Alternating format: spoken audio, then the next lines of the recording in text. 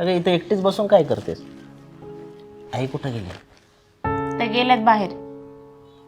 हे बघ, मी तुझ्यासाठी काय आणलंय? साडी. मला काय नकोय, मला बोलायचं पण नाही तुझ्याशी. एक पाखरू रुसलंय वाटतं आमच्यावर. ग बस हा योगेश, उगा पानसटपणा करू नको. स्नेहा, काय झालं एवढं चिडायला? अगं मी सकाळी मुद्दाम ओरडलो तुझ्यावर. मुद्दाम? तू मुद्दामून मला आईसमोर अपमानित केलं? हे बघ स्नेहा, आईने एकटीने मला वाढवलंय, लहानाचं मोठं केलंय.